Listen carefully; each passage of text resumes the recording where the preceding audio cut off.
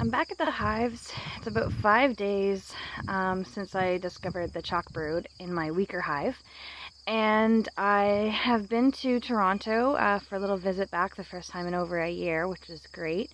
And while I was there, I was able to go and meet with a beekeeper. I needed some supplies, and I was able to ask him about chalk brood and this hive that's just not growing and get some advice. So I'm basically left with two main options at this point. With chalk brood present and the bees not thriving, I can squish the queen and move the healthy frames into the hive that is doing much better. Or I can hope that the hive is able to keep going and give them a shot through the winter, with the chances being that they're going to all die in the winter. It seems like a really obvious choice to lose one bee and not all the bees, but I don't know. Squishing the queen is a hard choice for me. Bee death is part of beekeeping, but it doesn't make it any easier. But what this beekeeper did say is that there's still time in the season to give this hive its best chance, which basically means supporting the hive so that it has as little stress as possible.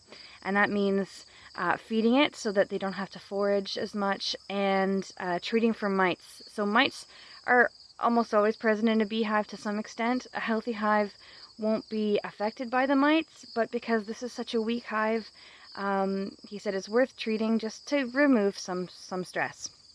So here's what I got to work with. So I've got some, this is like a high protein sugar formula for the bees to eat. I'm going to place it in the hive for them to eat.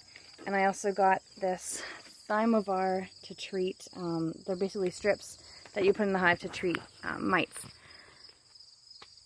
I'm going to give them as much support as I can. I basically have about 4 weeks until it'll be too late to do that. And at that point, I'm going to be left with that same choice. If they've not managed to get the chalk brood under control, then I'm going to have to decide if I want to squish the queen or lose all my bees. And the only benefit really to trying to see if they can overwinter is the very slight chance that they'll survive. And if they don't, I'll be left with a number of drawn frames which I can use in other hives.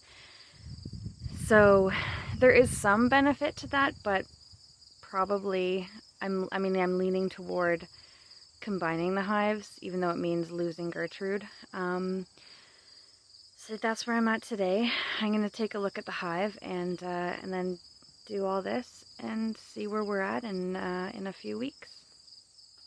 I want to talk about what I'm seeing. I'm sorry, I'm sweating so much. This is a very hot pea jacket, and the gloves and the jeans and the boots. Whew. Anyway, so what I'm seeing is I'm not really seeing the signs that I was seeing of chalk brood, which means that they may have cleared those cells out. I saw the queen. I see a lot of eggs that are 1 to 2 days old, so she's still laying.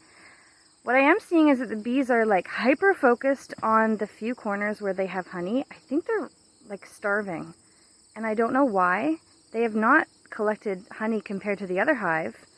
So I don't know what's going on. I'm going to need to do more research, but I am going to feed them and treat for mites anyway. I'm definitely going to feed them. I think that could really help them. I don't know why they aren't collecting honey and why their hive is so, just empty of honey, and they're all like clustered around the corners where they have honey collected, which is not much.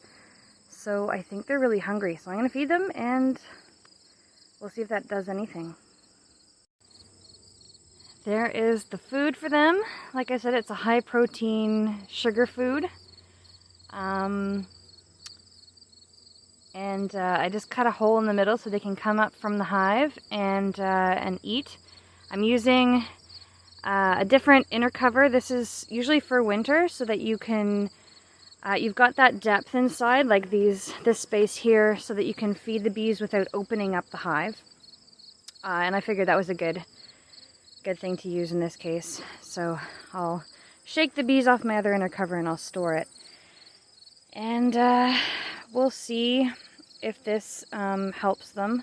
They're already eating. Some of them are already coming up to eat. So I'm hoping that this is what they need.